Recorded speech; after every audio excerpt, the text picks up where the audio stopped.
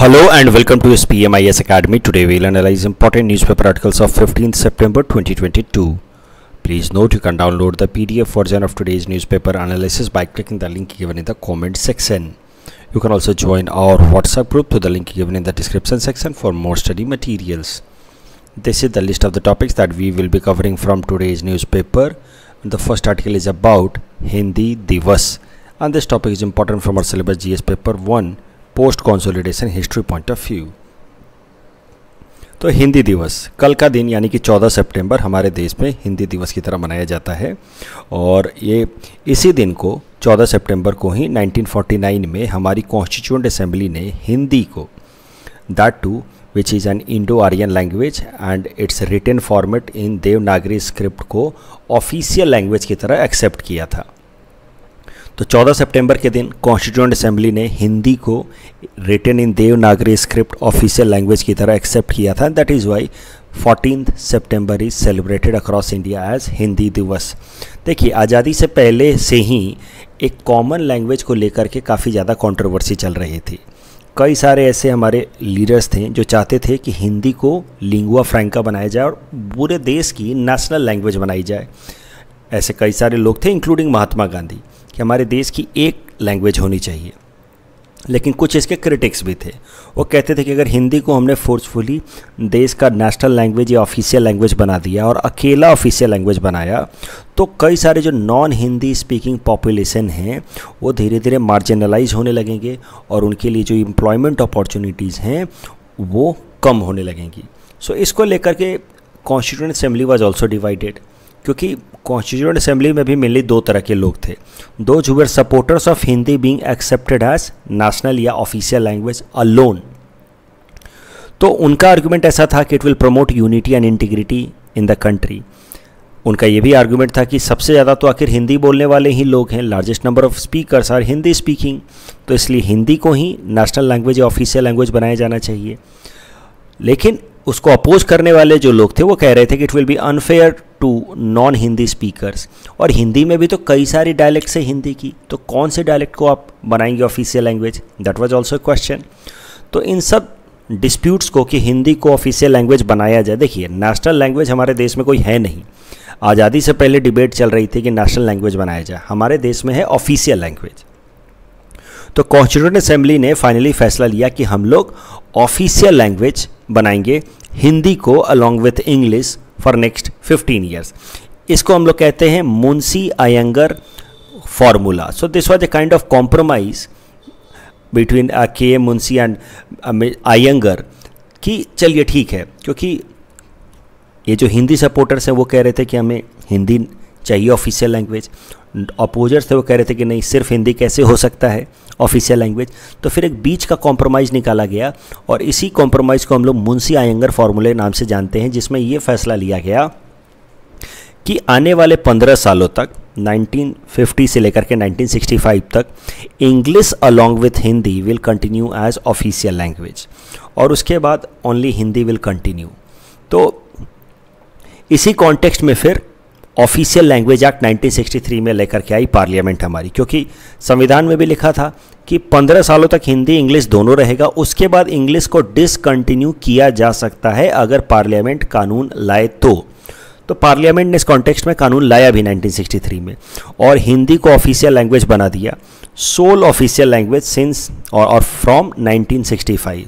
लेकिन इसको लेकर के काफ़ी ज़्यादा प्रोटेस्ट होने लगा इंडिया के बाकी सारे कोनों में। जो कानून आया ऑफिशियल लैंग्वेज एक्ट 1963, जिसने कहा कि 1965 onwards Hindi will be only official language, English will no longer be used as official language. तो काफ़ी प्रोटेस्ट हुआ।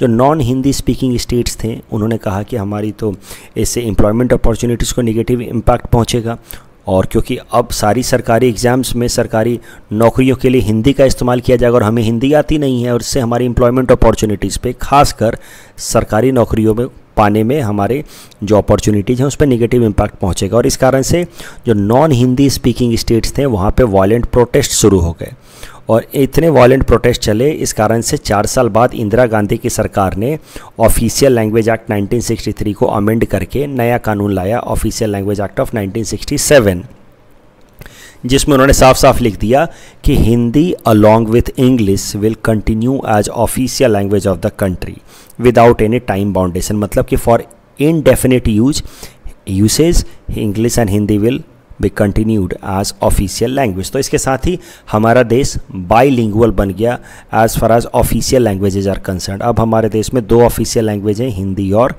इंग्लिश। अगर कुछ कॉन्स्टिट्यूशनल प्रोविजंस देखे जाए तो आर्टिकल 343 का हम जिक्र कर रहे थे, जिसने कहा कि Hindi along with English will continue as an official language for 15 years and then it could be changed. फिर ऑफिशियल लैंग्वेज एक्ट 1963 लाया गया और बाद में उसको रिवर्स भी किया गया ऑफिशियल लैंग्वेज एक्ट 1967 में। एक और आर्टिकल है जो आपको पीटी पर्सपेक्टिव से ध्यान में रखना चाहिए, वो है article 351। It mentions directives for development of Hindi language accordingly and it shall be duty of the union to promote the spread of the Hindi language।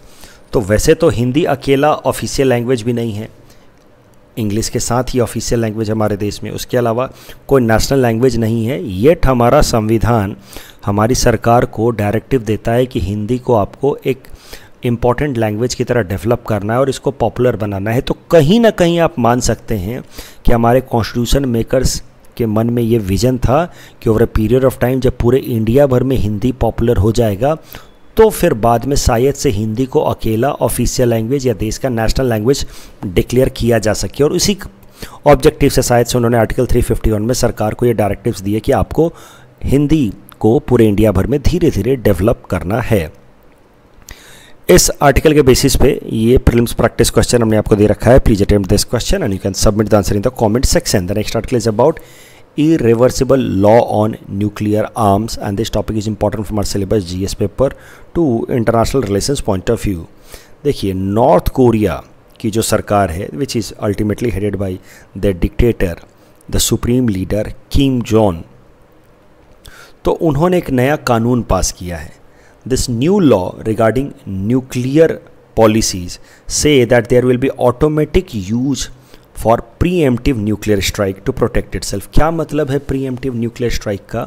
इसका सरल सा मतलब है कि अगर नॉर्थ कोरिया के ऊपर कोई दूसरा देश अटैक करने का प्लान कर रहा हो तो उस केस में नॉर्थ कोरिया अपने न्यूक्लियर वेपन का इस्तेमाल करेगा। आप ध्यान से देखिए, पहले ये इतने सारे देश हैं जिन्होंने न्यूक्लियर वेपन डेवलप किए हुए हैं, right from India, China, North Korea, US, Russia, UK, Pakistan, Israel, France. इनमें से 3 ही ऐसे देश हैं, India, China and North Korea, who have adopted no first use policy. No first use policy का मतलब है कि जब तक हमारे ऊपर न्यूक्लियर वेपन का इस्तेमाल नहीं होगा तब तक हम न्यूक्लियर वेपन का इस्तेमाल दूसरों के अगेंस्ट नहीं करेंगे। That is the meaning of no first use, कि हम पहले न्यूक्लियर वेपन का इस्तेमाल नहीं करने वाले। कहीं ना कहीं ये जो नो फर्स्ट यूज पॉलिसी है ये कंट्रीज़ को रिफ्लेक्ट करती है as a responsible nuclear power. इससे ये पता चलता है कि इन देशों ने न्यूक्लियर वेपन को अपनी सुरक्षा के लिए लाया है, बाकी देशों को अपने ऊपर न्यूक्लियर अटैक करने से रोकने के लिए लाया है। तो ये है no first use policy follow करने वाले देश। ये सब तो इन्होंने इनकी अपनी नो फर्स्ट यूज है भी नहीं, मतलब इनकी ऐसी कोई न्यूक्लियर डॉक्ट्रिन नहीं है। तो इसका मतलब ये है कि ये सारे देश बिना न्यूक्लियर प्रोवोकेशन हुए भी दूसरे देशों के ऊपर न्यूक्लियर वेपन से अटैक कर सकते हैं, because they don't follow no first use. तो नॉर्थ कोरिया इधर था नो फर्स्ट यूज पॉलिसी में, लेकिन अब उसमें उसने बदलाव कर दिए हैं। उसका कहना है कि if there is an impending nuclear attack, यानी कि अगर कोई दूसरा देश प्लानिंग भी कर रहा हो, इम्पेंडिंग न्यूक्लियर अटैक, या कोई दूसरा देश बस प्लानिंग भी कर रहा हो कि सामने वाले पे हम न्यूक्लियर अटैक कर दें, नॉर्थ कोरिया पे न्यूक्लियर अटैक कर दें, उस केस में नॉर्थ कोरिया न्यूक्लियर वेपन से रिटेलिएट कर सकता है, काउंटर अटैक कर सकता है। या तो फिर अगर नॉर्थ कोरिया का एग्जिस्टेंस खतरे में आ जाए, कोई सामने वाला देश न्यूक्लियर वेपन नहीं कोई और वेपन से भी अटैक करने का प्लान कर रहा हो, उस केस में भी हम लोग न्यूक्लियर वेपन का इस्तेमाल कर सकते हैं। या उनकी जो कमांड ऑर्गेनाइजेशन है, जो एजेंसी है जिसकी कंट्रोल में न्यूक्लियर वेपन है, उसको कोई देश थ्रेटन करे तो न्यूक्लियर वेपन का इस्तेमाल कर सकते हैं। इन सारी बातों का एक मूल मतलब ये निकल के आ रहा है कि North Korea has given up its no first use policy. और इसके साथ ही एक और बदलाव लाया है नॉर्थ कोरिया ने अपने इस नए कानून की मदद से। इट सेज कि now countries nuclear status will be irreversible, यानी कि there will be no further talks of denuclearisation. रह रह करके अमेरिका जैसे देश या जापान या साउथ कोरिया नॉर्थ कोरिया पे दबाव देते हैं कि आप अपना न्यूक्लियर वेपन को गिव अप कर दीजिए। तो अब ये कानून ला करके नॉर्थ कोरिया ने एक स्टेटमेंट रिलीज़ किया है, जिस कानून में उन्होंने साफ साफ कह दिया है कि हमारा न्यूक्लियर स्टेटस इरिवर्सिबल है, हम लोग न्यूक्लियर वेपन कभी नहीं हटाएंगे, so there is no point in talking about D nuclearization.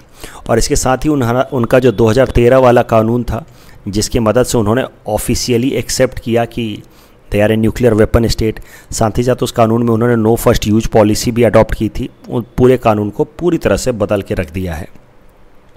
इस नए कानून में उन्होंने ये भी कहा है कि उनके जो लीडर हैं, supreme leader Kim Jong, he will have all decisive power to use nuclear weapon, यानी कि सारे फैसले वो लेंगे अल्टीमेटली कब अटैक करना है न्यूक्लियर वेपन। लेकिन अगर किसी कारण से वो फैसले नहीं ले पा रहे हैं और nuclear command and control system पे कोई खतरा उठता है, यानी कि जिस फोर्सेस के पास न्यूक्लियर वेपन का कंट्रोल है उस पर खतरा उठता है, तो वो फिर ऑटोमेटिकली न्यूक्लियर वेपन लॉन्च कर देगा।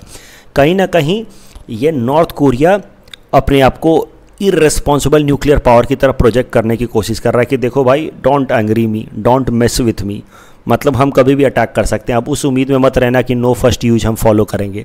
तो सामने वाले जो देश हैं, जो इनके खासकर जो हॉस्टाइल कंट्रीज़ हैं, साउथ कोरिया, जापान, उनके लिए एक तरह का मैसेज है कि डोंट मेस विथ मी, मतलब हमारे जो कमांड एंड कंट्रोल सिस्टम्स हैं उनको अगर थोड़ा भी खतरा लगेगा वो मार देंगे न्यूक्लियर वेपन, सोचेंगे नहीं। उन्होंने ये भी कहा कि he would never surrender nuclear weapons even if the country faced 100 years of sanctions. तो रह करके देशों पे यही तो दबाव बनाया जाता है कि आप अपने न्यूक्लियर वेपन छोड़ दो, नहीं तो हम आप पे इकोनॉमिक सैंक्शंस लगा देंगे। तो इन्होंने उसके जवाब में भी कह दिया कि इसके पहले कि तुम मुझे इस तरह की धमकी दो, उन्होंने पहले ही कह दिया कि 100 साल के भी इकोनॉमिक सैंक्शंस लगाओगे, हम अपना न्यूक्लियर वेपन नहीं छोड़ने वाले। अब पॉलिटिकल साइंस ऑप्शनल वाले स्टूडेंट्स यहाँ पे ध्यान दे सकते हैं। आपने डिक्टेटरशिप के कॉन्सेप्ट में ये देखा था कि dictators are in general least interested in economic development, they are more interested in protecting their own power, plus dictators themselves do not want their country to have economic और political integration with other countries, क्योंकि that creates dependency, और उस case में उनकी अपनी dictatorship rule को sustain कर पाना डिफिकल्ट हो जाता है। तो actually it is in interest of Kim Jong Un to have severed ties with other countries, may it be political economic, ताकि डिपेंडेंसी ना हो, ताकि बाकी देश आर्म ट्विस्ट ना कर पाए। तो ये तो वैसे भी नहीं चाहते इकोनॉमिक को इंटीग्रेशन हो, इकोनॉमिक सैंक्शंस लग जाए, yet he is not concern. क्यों? क्योंकि एक dictatorship is not accountable towards the people, A dictatorship is mainly concerned about protecting its own power, और नॉर्थ कोरिया में डिक्टेटरशिप है। The next article is about CRISPR technology. And this article is important from our syllabus GS paper 3 science and technology point of view. देखो, CRISPR technology is actually a technology used for genetic editing. तो जैसे कि किसी भी इंसान का जो DNA होता है, जो उसके हेरिडेटरी इंफॉर्मेशंस को कैरी करता है एक जनरेशन से दूसरे जनरेशन से में, that is made up of genes. तो उन जीन्स में अगर बदलाव कर दिए जाए तो उसको हम लोग कहते हैं जीन एडिटिंग, और उन जीन में बदलाव करने की जो टेक्नोलॉजी है उसको हम लोग कहते हैं CRISPR टेक्नोलॉजी। CRISPR टेक्नोलॉजी में क्या किया जाता है कि जीन्स में कुछ ऑल्टरेशन किया जाता है, और उस ऑल्टरेशन को करने के लिए एक स्पेशल तरीके का प्रोटीन का इस्तेमाल किया जाता है। उस प्रोटीन का नाम है CAS9 प्रोटीन। तो आप कह सकते हैं कि ये CAS9 protein acts like a scissor for gene editing या DNA चेंजेस। रियलिटी में ऐसा नहीं होता है कि DNA को ऐसे सीजर की तरफ से काट के हटाया जा रहा है, ये तो खाली एक पिक्टोग्राफिक रिप्रेजेंटेशन है, बट उसका दिखाने का एक तरीका है। समझिए कि ये सीजर नहीं है, CAS9 मॉलिक्यूल है जो जीन एडिटिंग में मदद करता है, DNA के ऑल्टरेशन में मदद करता है। तो ये जो DNA के सीक्वेंसिंग को बदलने का जो नया टेक्नोलॉजी है जिसको CRISPR टेक्नोलॉजी कहते हैं, done with help of CAS9 protein, it is actually like cut copy paste system that we do in our computers. Computers में यही करते हैं ना कभी कभार, Ctrl+X, Ctrl+C, Ctrl+V, वैसा ही है ये। इस एरिया को यहाँ से काट के हटाओ और कुछ नया मॉलिक्यूल यहाँ ला करके ऐड कर दो, that would be gene sequencing, DNA altering, जिसको हम लोग जीन एडिटिंग भी कहते हैं। और जो टेक्नोलॉजी है उसका नाम है CRISPR टेक्नोलॉजी, और जिसकी मदद से किया जा रहा है वो है CAS9 मॉलिक्यूल। अब मुद्दा ये है कि ये जो CRISPR टेक्नोलॉजी है ये कोई बहुत नई टेक्नोलॉजी नहीं है। ये CRISPR technology for gene editing that was searched by two of the laureates, Emmanuel Charpentier and Jennifer A. Doudna. They had found it and they have discovered it in 2012 itself, और उसके लिए इनको Nobel prize in chemistry भी दिया गया 2020 में। ये हाल फिलहाल में न्यूज में इसलिए आ रहा है क्रिस्पर टेक्नोलॉजी, क्योंकि हाल फिलहाल में इसके कई सारे प्रैक्टिकल यूजेज अब देखे जा रहे हैं। देखिए, एक टेक्नोलॉजी डेवलप की जाती है, फिर उस टेक्नोलॉजी को रियल सेंस में हमारे लाइफ में उतार करके हमारे जीवन में बदलाव लाने में थोड़ा वक्त लग जाता है। तो ये टेक्नोलॉजी 2012 में आ गई, 2020 में इसके लिए नोबेल प्राइज़ भी दे दिया गया, लेकिन अब धीरे धीरे इस टेक्नोलॉजी का सच में हमारे जीवन में क्या क्या पॉजिटिव रोल हो सकता है वो देखा जा रहा है। जैसे this technology can be used for genetic disease treatment, जैसे कि सिकल सेल अनीमिया या थैलेसीमिया, इनको ट्रीट करने में हेल्प कर सकता है। इस टेक्नोलॉजी की मदद से किसी भी बीमारी को हम बेहतर समझ सकते हैं और प्रिवेंट भी कर सकते हैं। We can develop new kind of treatments. This new technology is also being used for controlling vector borne diseases. Vector borne diseases मतलब मच्छरों वगैरह से होने वाली बीमारियां, इनको रोकने में काफ़ी ज़्यादा हेल्प कर रहा है ये क्रिस्पर टेक्नोलॉजी, जिसका इस्तेमाल कर रहे हैं दुनिया के साइंटिस्ट अलग अलग जगहों पे। तो वेक्टर बॉर्न डिजीजेस को रोकने के लिए क्रिस्पर टेक्नोलॉजी का जिस इस्तेमाल किया जा रहा है उस मेथड को कहा जाता है PGSIT method. PGSIT method full form है इसका precision guided sterile insect technique. सरल भाषा में क्या किया जा रहा है, देखिए एग्जाम्पल के लिए PGSIT मेथड जहाँ पे क्रिस्पर टेक्नोलॉजी का इस्तेमाल किया जा रहा है फॉर जीन एडिटिंग। इसमें जो मेल मॉस्क्यूटोज़ हैं, जैसे ये एडिस एजिप्टी मॉस्क्यूटो है, ये एडिस एजिप्टी मॉस्क्यूटो ही कई सारी बीमारियां जैसे कि डेंगू, चिकनगुनिया या जीका वायरस फैलाने में इसका रोल है। तो अब इसके अंदर जो मेल मॉस्क्यूटो है एडिस एजिप्टिस मॉस्क्यूटो में, इन मेल मॉस्क्यूटोज में से एक लार्ज मेल मॉस्क्यूटोज को कैप्चर करके उनकी जीन एडिटिंग करके उनको स्टेराइल बना दिया गया। स्टेराइल मतलब now they can not have the of springs. तो इस जीन टेक्नोलॉजी का इस्तेमाल करके, क्रिस्पर टेक्नोलॉजी का इस्तेमाल करके एडिस एजिप्टिस के मेल मॉस्क्यूटोज को स्टेराइल बना दिया गया। And now the eggs produced as a result of the reproduction with the female Aedes aegypti mosquito, these eggs are not going to yield any offspring। और इससे होगा क्या, जब लार्ज नंबर पे मेल मॉस्क्यूटोज को स्टेराइल करा दोगे तो धीरे धीरे मॉस्क्यूटोज की संख्या ही खत्म हो जाएगी, और मॉस्क्यूटोज की संख्या खत्म हो जाएगी तो धीरे धीरे ये बीमारियां जैसे कि जीका, डेंगू, चिकनगुनिया कम हो जाएंगे। तो इससे इस्तेमाल किया जा रहा है क्रिस्पर टेक्नोलॉजी का वेक्टर बॉर्न डिजीजेस को कंट्रोल करने के लिए। करंट कॉन्टेक्स्ट, हाल फिलहाल में हमारी सरकार ने, भारत सरकार ने फैसला लिया है कि अब क्रिस्पर टेक्नोलॉजी का इस्तेमाल किया जाएगा सिकल सेल अनेमिया को कंट्रोल करने के लिए इन ट्राइबल पॉपुलेशन, और इसके लिए एक 5 साल का प्रोजेक्ट लाया जा रहा है। That will start from 2021 itself. पिछले साल ही ला दिया गया था, 2026 तक ये प्रोजेक्ट चलेगा जिसमें सिकल सेल अनेमिया को टैकल किया जाएगा, that is mainly prevalent in the tribal population, और उसको टैकल किया जाएगा with help of this technology, CRISPR technology. तो सिकल सेल अनीमिया क्या होता है, पहले हम उसको समझते हैं। देखिए, हमारा जो ब्लड होता है, हमारे वेन से बहने वाला जो ब्लड होता है, that is actually made up of red blood cells, RBC। ये जो RBC होता है ये हमारे ऐसे नसों में बह रहा है, वेन्स में बह रहा है। ये RBC का शेप कुछ इस तरीके का होता है, डोनट शेप का, ऐसे गोल गोल होता है, राइट। तो RBC होता है, उसके अलावा वाइट प्लेटलेट्स होते हैं हमारे ब्लड में, उसके अलावा प्लेटलेट्स होते हैं। तो इस तरीके से हमारा ब्लड का अलग अलग कॉम्पोजिशन है। तो उस ब्लड कॉम्पोजिशन में ये जो नॉर्मल ब्लड सेल होता है कुछ ऐसा होता है, लेकिन अगर किसी इंसान को सिकल सेल अनीमिया हो गया है तो उसका ब्लड सेल RBC सेल ऐसा कुछ हो जाता है, सिकल सेल जैसा हो जाता है। और सिकल सेल होने के साथ साथ वो थोड़ा हार्ड भी हो जाता है। हार्ड होने के कारण कैसा होता है कि ब्लड फ्लो में रिस्ट्रिक्शंस पैदा होते हैं।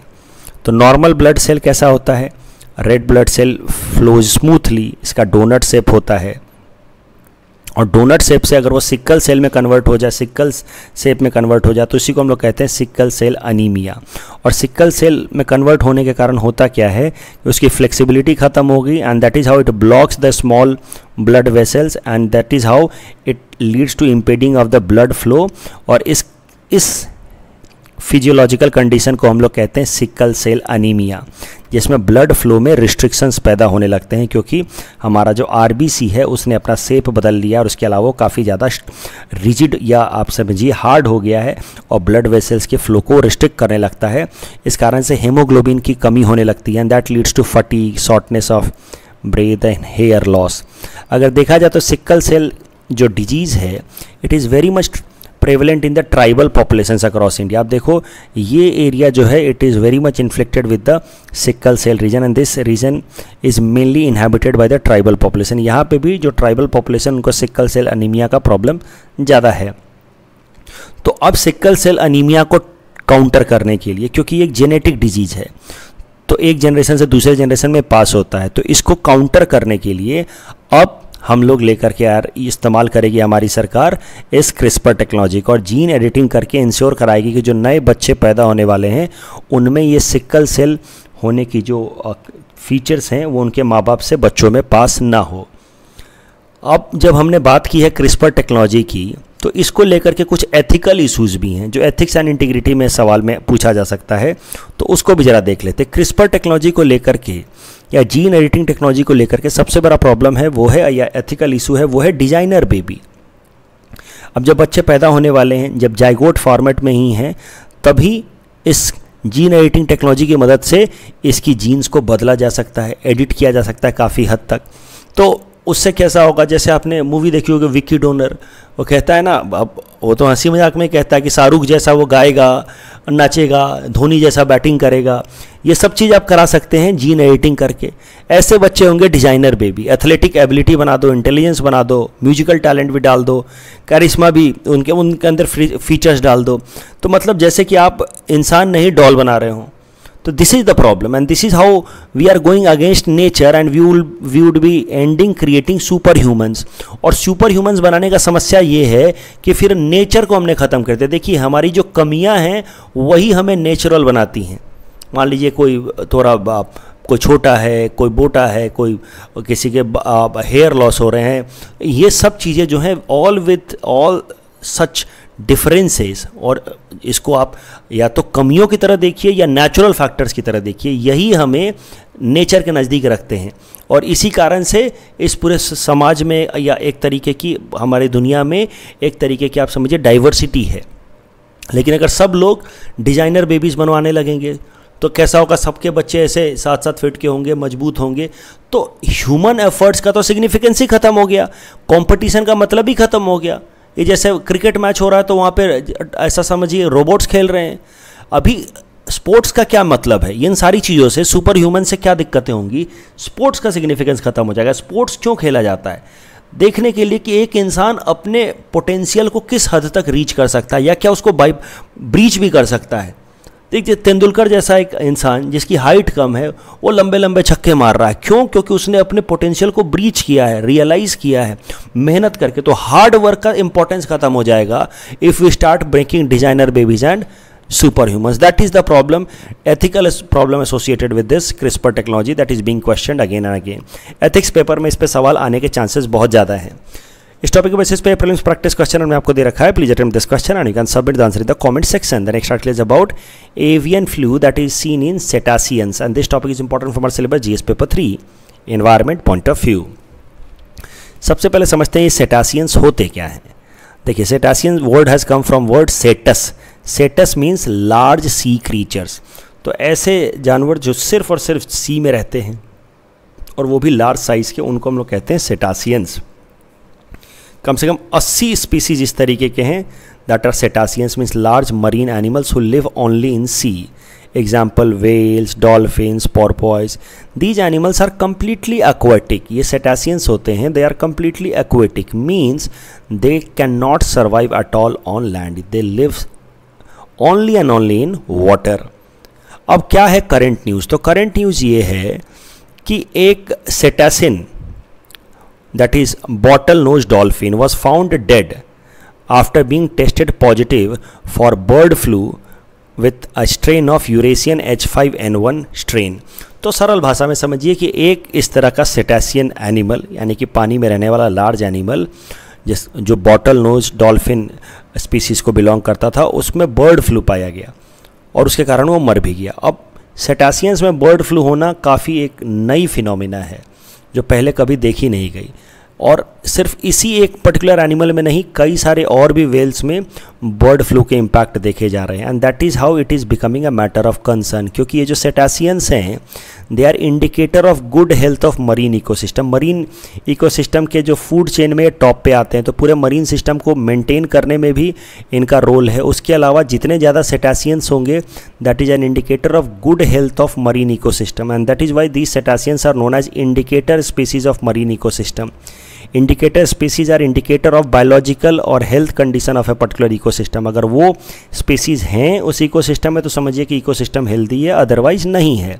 फॉर एग्जांपल लाइचेंस, जिस एरिया में भी लाइचेंस होंगे, lichens are a kind of fungus that live in symbiotic relations with other kind of bacteria, cyanobacterium. तो लाइचेंस जिस एरिया में रहेंगे आप मान के चलिए कि वहाँ की एयर जो है वो प्योर है, क्योंकि वहाँ पे सल्फर डाइऑक्साइड कम है, वहाँ की एयर जो है वो क्लीन है। तो lichens are indicator of good indicator of air around us. Similarly these cetaceans are indicator of healthy marine ecosystem. इस टॉपिक के बेसिस पे ये प्रीलिम्स प्रैक्टिस क्वेश्चन हमने आपको दे रखा है। Please attempt this question and you can submit the answer in the comment section. The next article is about GI tag for gamosa and this topic is important for syllabus GS paper 5 Assam issues point of view. GI tag, geographical indicator tag, होता क्या है? तो it is a sign of a product coming from a particular region. तो मान लीजिए कि किसी product को GI टैग दिया गया है, फॉर एग्जांपल दार्जिलिंग टी। तो किसी भी चाय की पत्ती के पैकेट पे अगर ऊपर लिखा है दार्जिलिंग टी, तो उससे दो बात की गारंटी हो जाती है कि ये जो चाय की पत्ती है ये दार्जिलिंग एरिया से ही आई है, और दूसरी बात की गारंटी होती है कि एक पर्टिकुलर क्वालिटी को या स्टैंडर्ड को मीट करेगा। सो रीजन का कि कहाँ से आ रहा है और क्वालिटी का या स्टैंडर्ड का, दो बात की गारंटी देता है GI टैग। तो आखिर GI टैग क्यों दिया जाता है? GI टैग इसलिए दिया जाता है कि फेक प्रोडक्ट से, जाली प्रोडक्ट से बचा जा सके और किसी एक पर्टिकुलर प्रोडक्ट की रेप्यूटेशन को बचाई जा सके। अदरवाइज मान लीजिए कहीं पे भी चाय पत्ती बन रही हो, सब लिखना शुरू कर दें दार्जिलिंग टी, तो फिर रियल दार्जिलिंग टी का तो मार्केट ख़त्म हो जाएगा, उसकी रेप्यूटेशन ख़त्म हो जाएगी।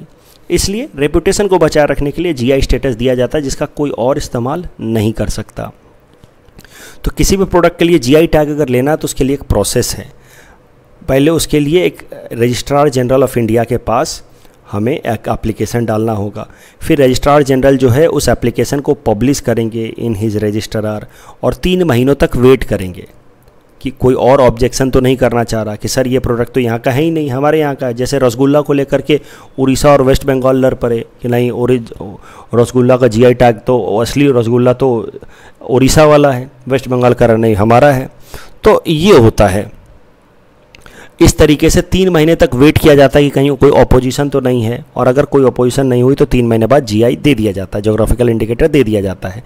करेंट न्यूज़ ये है कि directorate of handloom and textile of Assam ने असमीज़ गमोसा को GI टैग दिलाने के लिए एप्लीकेशन फाइल किया है, और वो एप्लीकेशन 10 अगस्त को रजिस्ट्रार जनरल के रजिस्टर में अपलोड भी हो गया है। तो 3 महीने तक यानी कि 10 अगस्त से लेकर के 90 दिनों तक वेट किया जाएगा, और तब तक अगर कोई अपोजिशन नहीं आया तो फिर गमोसा को GI टैग दे दिया जाएगा।